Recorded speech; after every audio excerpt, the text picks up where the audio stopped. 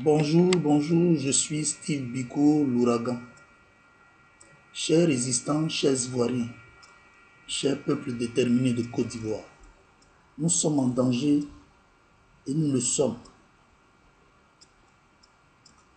Le danger est quotidiennement dans nos vies. Depuis un certain moment, j'ai dit, après la chute du président Laurent Gbagbo, je constate que les Ivoiriens ont commencé par vendre les terres et les forêts.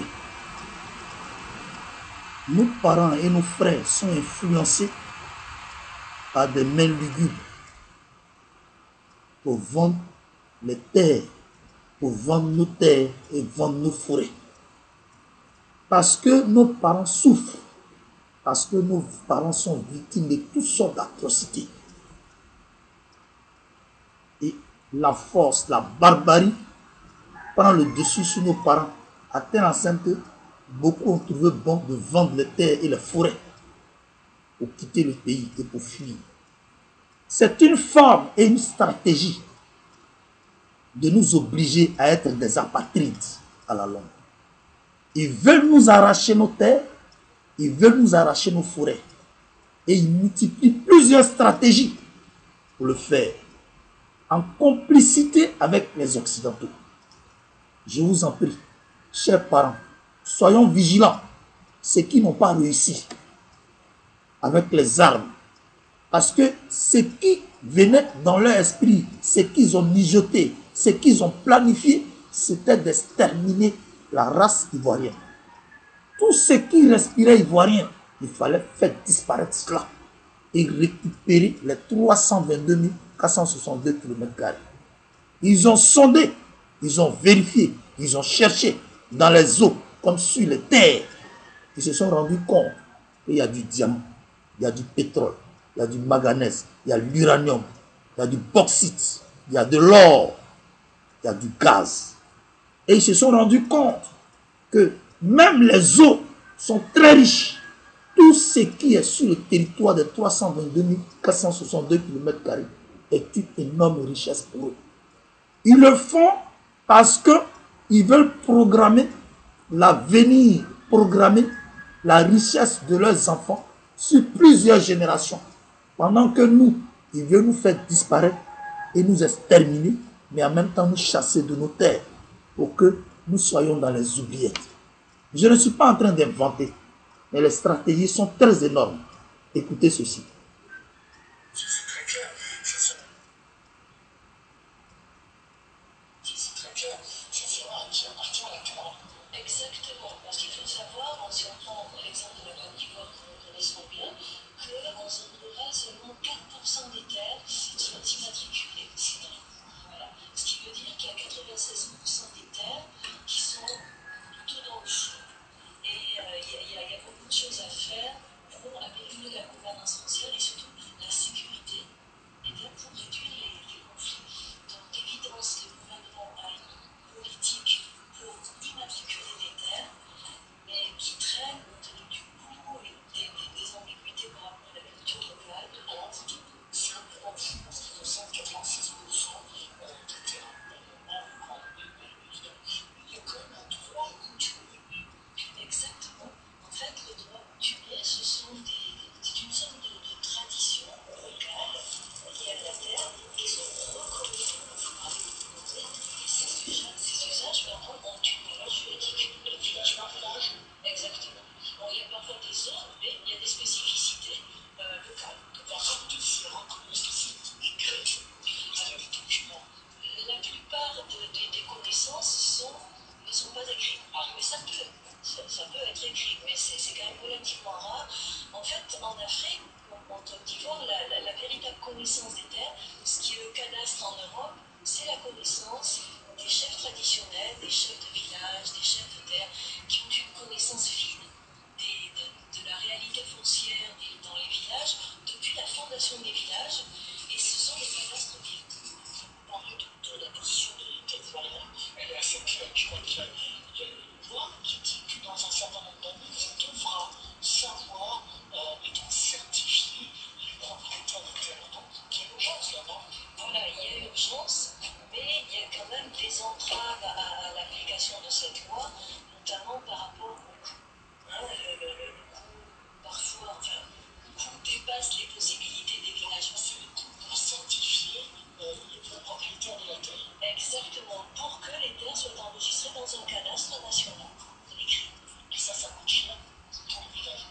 Ça coûte cher pour les villageois, ça peut coûter jusqu'à 1 an de revenus moyens pour une famille en zone rurale. Donc, vous voyez, c'est quand même difficile de faire avancer cette loi, et cette loi prône la propriété privée individuelle, alors que coutumièrement, la propriété est plutôt familiale. Familiale. Donc concrètement, comment Audace travaille? Vous êtes un think tank qui est particulier de ce que vous mettez là-bas à la base, vous êtes sur le terrain. Comment vous travaillez? Effectivement, ben, nous allons concrètement dans le village pour donner des outils aux communautés pour améliorer leur gouvernance foncière. Donc, ça outils concrètement, c'est quoi? alors, ça revient, alors, vous voyez, les outils sont différents suivant les zones. Hein. Il peut y avoir l'outil informatique dans les zones électrifiées, mais aussi des outils de papier, hein, avec une méthodologie, de manière à enregistrer. Je disais tout à l'heure, les chefs traditionnels sont des cadastres vivants. Nous n'apportons pas un nouveau modèle, un cadastre pour les villages. Nous ne faisons qu'enregistrer l'existant, mais de manière plus claire, crédible, avec une méthodologie qui, à la fin, ça se concrétise par une carte qui est certes géographique, hein, une carte du village, mais il y a également la réalité sociologique. Nous enregistrons les propriétés des grandes familles et nous allons plus loin, puisque nous enregistrons également les exploitants qui sont sur les terres de ces grandes familles, parce que parfois les grandes familles ne cultivent pas les terres elles-mêmes, on est locataires. Voilà. Et c'est qui me promène. Notamment avec une partie de Burkinabé, de Maliens qui sont exploités les terres et à qui on dit ben non, vous n'êtes pas propriétaire. exactement. La loi, elle est claire. Je crois qu'il faut 10 moyens pour posséder la terre. Exactement. Mais ça n'empêche pas ces étrangers d'avoir des contrats.